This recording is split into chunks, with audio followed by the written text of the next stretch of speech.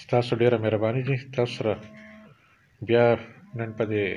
پریس کلب کې ملاقات وشو. نو تیر کم پریس کانفرنسز چې کم دي هغې نه خو تاسو ته اندازه ده چې زموږ څه ایشو روانه ده.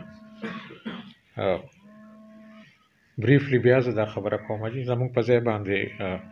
یو قبضه ګروپ دی او هغوی ناجایزه قبضه کړې ده.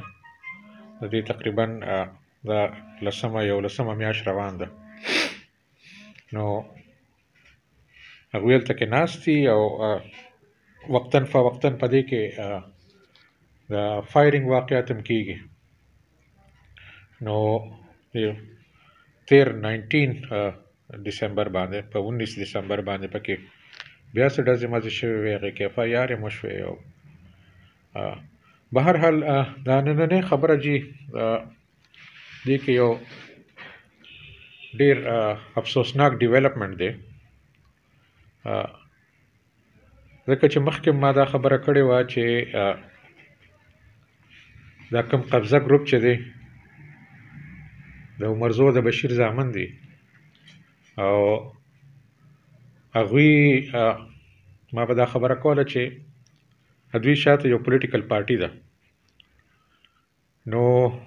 خلکو به وی چې نه دا ته الزام لګې، ته الزام لګې او دې سره د پارټۍ سره تعلق نشته دی. او زه هم په دې خوشحاله یم که د پارټۍ سره تعلق ورسره نه وي، خو هغه خبره جي چې a picture speaks 1,000 words. دا د ANP جنډه ده جي. زمونږ په ځای کې چې کم برجونه جوړ شوي دي او د کم ځای نه چې په ما باندې ډزې کېږي، دا په هغه برجونو باندې د ANP جنډې لګېدلې دي. دا مین روډ دی، ټولې دنیا ته معلوم دی چې په دې ځای باندې قبضه شوې ده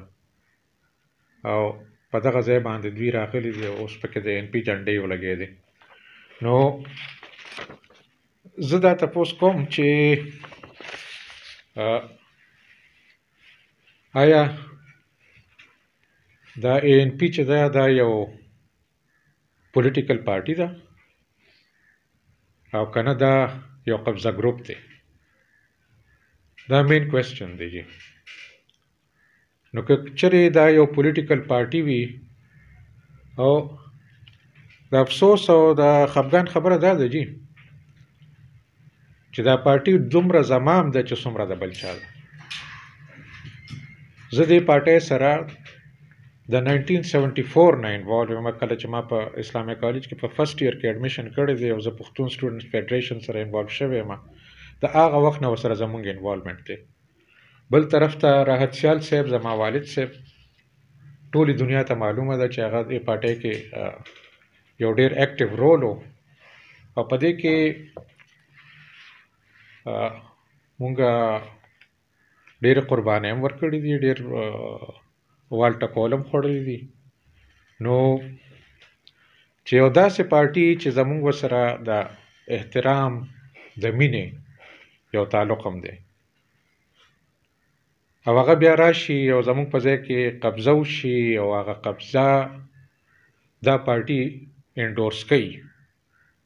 به دې مطلب خو دا دی که نه چې دا یو ځای کې د یوې پارټۍ جنډې ولګېدې نو خو هغه په دې کې انوالو شو که نه. نو بیا دا کوېسچن رایز کېږي چې دا یو پولیټیکل پارټي ده او که نه دا یو قبضه ګروپ دی. زما دپاره خو د خفګان خبره دا ده چې موږ د باچا خان او د ولی خان د هغه وخت نشنلیان یو او دې خلکو سره زمونږ د باچا خان کورنۍ سره ډېر نږدې تعلق پاتې شوی دی. هر اختر کې به مونږ ولی خان له د اختر مبارکۍ راتلو او ولی خان ډېر خوږ سړی و. نو افسوس په دغه ځای کېږي چې یاره د باچا خان سیاست چې د خدای خدمتګارۍ سیاست و او د عوامو د خدمت سیاست و او د پښتنو د حقوقو سیاست و، هغه لاړه نو قبضه ګروپونه ته پاتې شو. نو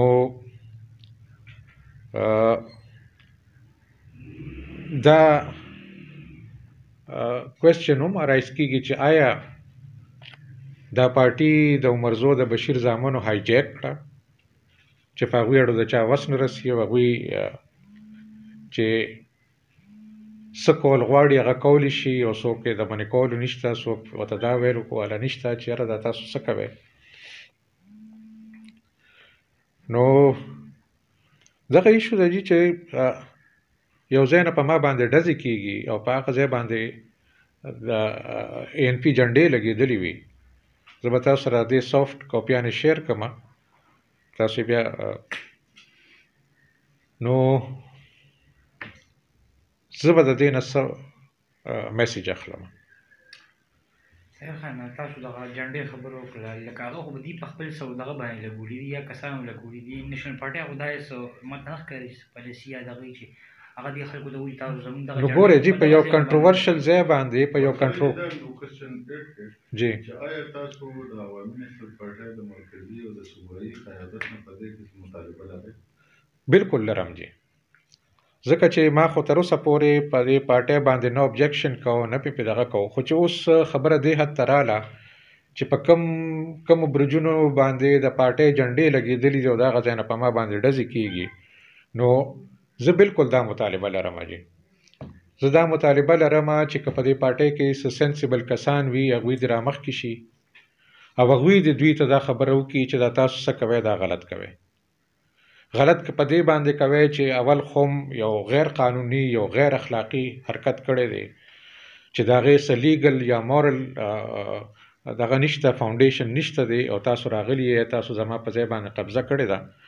او اوس پکې تاسو د پارټۍ د جنډې استعمالوئ نو پارټۍ له پکار دی چې پارټۍ کې به خامخا داسې کسان وي چې هغوی مطلب دی د اپر چیمبر به خالي نه وي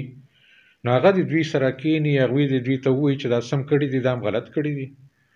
او زه دا دغه لرم جی زه دا مطالبه لرم چې دا مسله دی چونکې اوس دې حد ته راغله نو دا مسله دی پیسفولي ریزالو شي او د هغې طریقه هم دقه دی چې دوی د خپله غلطي ومني چې موږ نه غلطي شوې ده مونږ په دې ځای باندې غلط راغلی وو